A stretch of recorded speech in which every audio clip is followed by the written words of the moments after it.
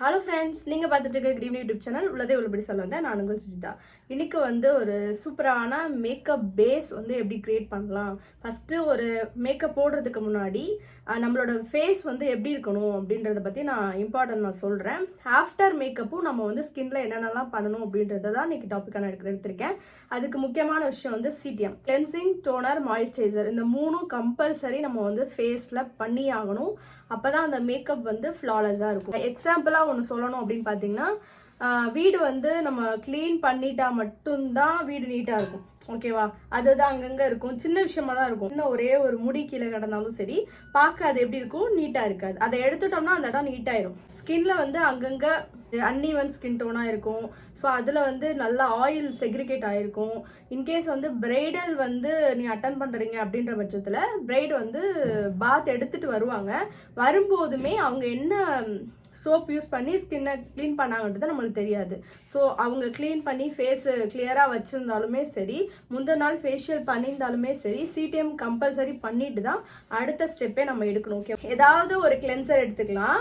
இது வந்து கேட்டபிள், இந்த கிளென்சர் தான் நான் இப்போ ரெகுலராக யூஸ் பண்ணிட்டு இருக்கேன். ஸோ இது வந்து ஒரு க்ரீம் பேஸ்டில் இருக்கும். ஓகேவா? நல்ல ஒரு க்ரீம் பேஸில் ஒயிட்டாக இருக்கும். இந்த க்ரீம் பேஸ்டில் இருக்குது. ஓகேவா? பார்த்தீங்கன்னா இது ஆல் ஸ்கின் டைப்புக்குள்ள கிளென்சர்.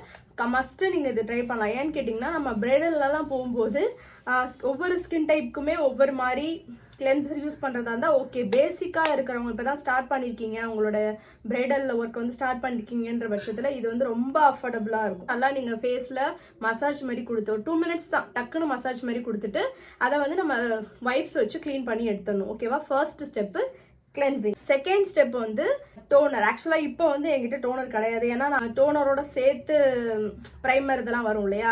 ஸோ அப்படிலாம் யூஸ் பண்ணதுக்கப்புறம் நான் டோனர் வந்து ஸ்பெசிஃபிக்காக வாங்குறது கிடையாது. ஸோ செகண்ட் ஸ்டெப் வந்து கம்பல்சரி நீங்கள் டோனர் வந்து எதுனாலும் யூஸ் பண்ணலாம். ஆல் ஸ்கின் டைப்க்கு யூஸ் பண்ணலாம் அப்படின்னா க்ரீன் டீ டோனர்லாம் வந்து ப்ளம்ல ரொம்பவே சூப்பராக இருக்கும். ஸோ நீங்கள் அந்த டோனர் ட்ரை பண்ணுங்கள். அது ஜஸ்ட்டு நீங்கள் வந்து ஸ்ப்ரே பண்ணி விட்டுட்டு நல்லா அப்சர்வ் பண்ண விட்டுட்டிங்கன்னா ஸ்கின்ல நல்லா போயிட்டு உட்காந்துடணும். சரியா? அடுத்து ஃபைனலாக பார்த்தீங்கன்னா மாய்ஸ்சரைசர். எந்த மாய்ஸ்சரைசர் வேணால் எடுத்துக்கலாம். விட்டமின் இ மாய்ஸ்சரைசர் மம்மா எர்த்லேருந்து எடுத்திருக்கேன். ஸோ அது வந்து நீங்கள் ஸ்கின்ல அப்ளை பண்ணிக்கலாம். எந்த மாய்ஸ்சரைசர் வேணால் யூஸ் பண்ணலாம். பட் ஆல் டைப்காக இருந்தால் மட்டும்தான் நான் சொல்ல வரேன். சரியா? நீங்கள் வந்து ஸ்டார்டிங் பீரியடில் இருக்கும்போது ஒவ்வொரு ஸ்கின் டைப்க்கு ஏற்ற மாதிரி ஒவ்வொரு ப்ராடக்ட் நம்ம யூஸ் பண்ண முடியாதுன்ற காரணத்துக்காக நான் இந்த மாய்ஸ்சரைசர் சொல்கிறேன். இதை நீங்கள் ஸ்கின்ல அப்ளை பண்ணிவிட்டு இதுவே நல்லா அப்சர்வ் பண்ண டைம் கொடுக்கணும். ஸோ சிடிஎம்மோட இம்பார்ட்டன்ஸ் என்னன்னு நான் சொல்லிடுறேன்.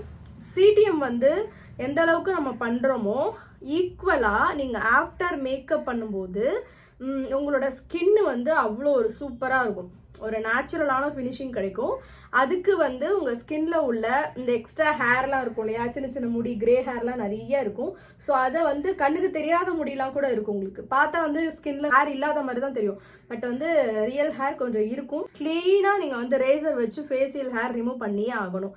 சரியா? நீங்கள் வந்து ஒரு பிரைடல் பிளேஸில் அட்டன் பண்ண போகிறீங்க அப்படின்ற பட்சத்தில் நீங்கள் எக்ஸ்பிளைன் பண்ணலாம். பேஸ் வந்து ரொம்ப அழகாக இருக்கும், நேச்சுரலாக இருக்கும், ரொம்ப லாங் லாஸ்டிங்காக இருக்கிறதுக்கு முக்கியமான ரீசன். அதே போல் நீங்கள் ஃபேஷியல் ஹேர் ரிமூவ் பண்ணாமல் ஹச்டி மேக்கப்போ இல்லை வாட்டர் ப்ரூஃப் மேக்கப்போ எந்த மேக்கப்புமே நீங்கள் போட முடியாது. கம்பல்சரி போட முடியாது. பேசிக் மேக்கப் கூட போட்டாலுமே கிரே அடிக்க தான் செய்யும். அதனால கம்பல்சரி நீங்கள் ரேசர் வச்சு ஃபேஸில் ஹேர் ரிமூவ் பண்ணிடணும். ஆஃப்டர் தட் என்ன பண்ணணும்னா serum, moisturiser, colour character, concealer, foundation அப்படின்னு சொல்லிட்டு ஒரு 5 ஸ்டெப்பு க்ரீம் பேஸ்ல நம்ம ஃபேஸில் போட போகிறோம். ஓகேவா? ஸோ அதெல்லாம் வந்து இவ்வளோ லேயர் நம்ம ஸ்கின்ல போயிட்டு டிஸ்டர்ப் பண்ணக்கூடாது. எப்போ உங்களுக்கு ஸ்கின் வந்து டேமேஜ் ஆகும் அப்படின்னா ஈவன் சென்சிட்டிவ் ஸ்கின்னாக இருந்தாலுமே நீங்கள் ஸ்கின்ல சிடிஎம் கம்பல்சரி பண்ணலாம். ஹெவியாக உங்களுக்கு ஃப்ராக்ரன்ஸ் இல்லாத எந்த ப்ராடக்ட்னாலுமே இது மாதிரி உள்ள ப்ராடக்ட்ஸை நீங்கள் எடுத்துக்கலாம். எடுத்துட்டு சிடிஎம் பண்ணிட்டீங்க அப்படின்ற பட்சம் நிறைய ப்ராடக்ட் போட்டாலுமே ஸ்கின்ல போய் அஃபெக்ட் ஆகாது. சென்சிட்டிவ் ஸ்கின்ல வந்து நம்ம என்னென்னலாம் தப்பு பண்ணக்கூடாது அப்படின்னு பார்த்தீங்கன்னா, கம்பல்சரி ஒருத்தவங்களுக்கு யூஸ் பண்ண ப்ரஷ்ஷை அப்படியே யூஸ் பண்ணக்கூடாது. ஓகேவா? ஃபவுண்டேஷன் மட்டும் நீங்கள் ப்ரஷ்ல யூஸ் பண்ணிக்கோங்க. மற்றபடி இந்த ஆரஞ்ச் கரெக்டர் இதெல்லாம் சின்ன சின்ன விஷயம்லாம் யூஸ் பண்ணும்போது நீங்கள் ஃபிங்கர்ஸ் வச்சே நீங்கள் முடிச்சிடலாம். முடிஞ்ச அளவுக்கு ஃபிங்கர்ஸை வச்சு முடிக்கிறதுக்கு ட்ரை பண்ணுங்க. ஏன்னா சென்சிட்டிவ் ஸ்கின்ல இருக்கிறவங்களுக்கு நம்ம போட்டுட்டு அப்படியே இன்னொருத்தவங்களுக்கு நம்ம என்னதான் க்ளீன் பண்ணி இது பண்ணாலும் அது அஃபெக்ட் ஆகும். சென்சிட்டிவ் ஸ்கின்ல இருக்கிறவங்களுக்கு பிம்பிள் இருக்குன்ற பட்சத்தில் ப்ரஷ்ஷை கொண்டு போகக்கூடாது ஸ்கின்ல. ஓகேவா? உங்களோட ஸ்கின்ல அந்த பிம்பிள்ல போயிட்டு அதிகமாக ப்ரஷஸ் படாத அளவுக்கு நீங்கள் மினிமமான மேக்கப் தான் பண்ணணும். ரொம்ப ஹெவி பிம்பிள் இருக்கிறவங்களுக்கு ஸோ இதெல்லாம் சின்ன சின்ன டிப்ஸ். ஓகேவா?